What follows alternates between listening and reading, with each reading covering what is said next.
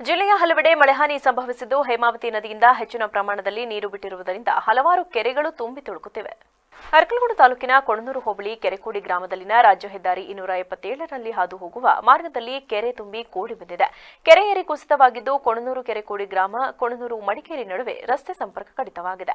ಈ ವೇಳೆ ಸ್ಥಳಕ್ಕಾಗಮಿಸಿದ ಶಾಸಕ ಎ ಮಂಜು ಅಧಿಕಾರಿಗಳೊಂದಿಗೆ ಪರಿಶೀಲನೆ ನಡೆಸಿ ಕೂಡಲೇ ಏರಿಯನ್ನ ದುರಸ್ತಿ ಮಾಡುವಂತೆ ಅಧಿಕಾರಿಗಳಿಗೆ ಸೂಚನೆ ನೀಡಿ ಈ ಸುದ್ದಿಗಾರರೊಂದಿಗೆ ಮಾತನಾಡಿದ ಅವರು 300 ಎಕರೆ ವಿಸ್ತೀರ್ಣದಲ್ಲಿ ಇರುವಂತಹ ಈ ಕೆರೆ ವರ್ಷದ 365 ದಿನವೂ ನೀರು ಇರುತ್ತದೆ ಎಂದು 2 ವರ್ಷದ ಹಿಂದೆ ಏರಿ ಬಿರುಕು ಬಿಟ್ಟಿತ್ತು. ಲೋಕೋಪಯೋಗಿ ಇಲಾಖೆಯಿಂದ ತಾತ್ಕಾಲಿಕವಾಗಿ ರಸ್ತೆ ಮಾಡಲಾಗಿದ್ದರೂ ಗುಣಮಟ್ಟದಿಂದ ಕೂಡಿರಲಿಲ್ಲ. ಆದ್ದರಿಂದ ಈ ಬಾರಿ ಉತ್ತಮವಾಗಿ ರಸ್ತೆ ಮಾಡುವಂತೆ ಸೂಚನೆ ನೀಡಿದರು. ಇದು ಯಾವಾಗಲೂ ಕೂಡ ನೀರಿರ್ತಕ್ಕಂಥ ಬರೀ 360 ದಿವಸ ನೀರಿರ್ತಕ್ಕಂಥ ಕೆರೆ.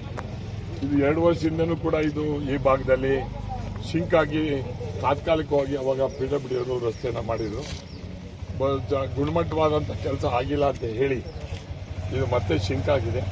ಈಗ ನಾವೆಲ್ಲ ಅಧಿಕಾರಿಗಳು, ತಹಸೀಲ್ದಾರರು, ಸೂಪರಿಂಟೆಂಡೆಂಟ್ ಇಂಜಿನಿಯರು, ಇರಿಗೇಷನ್ನು, ಪಿಡಬ್ಲ್ಯೂಡಿ ಎಲ್ಲರೂ ಬಂದು ಈ ಸ್ಥಳ ಪರಿಶೀಲನೆ ಮಾಡಿ ಶಾಶ್ವತವಾದಂಥ ಪರಿಹಾರ ಮಾಡಬೇಕು ಅಂತೇಳಿ ಈಗಾಗಲೇ ಸೂಚನೆಯನ್ನು ಕೊಟ್ಟಿದ್ವಿ. ಅವ್ರಿಗೂ ಅರ್ಥ ಆಗಿದೆ ಅಂತ ಅನಿಸ್ತದೆ.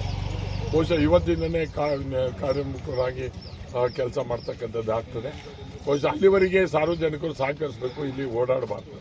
ಆಮೇಲೆ ಅಧಿಕಾರಿಗಳಿಗೆ ಈ ಮುಖಾಂತರ ಮನವಿ ಏನು ಅಂದರೆ, ಈ ರಸ್ತೆ ಪಿಡಬ್ಲ್ಯೂಡಿ ಅವರಿಗೆ ನಾನು ಹೇಳೋದಿಷ್ಟೇ, ಒಂದು 40 ಟನ್ 50 ಟನ್ನು ಲಾರಿಗಳು ಇಲ್ಲಿ ಹೋದರೆ ಇದು ತಡೆಯೋದಿಲ್ಲ.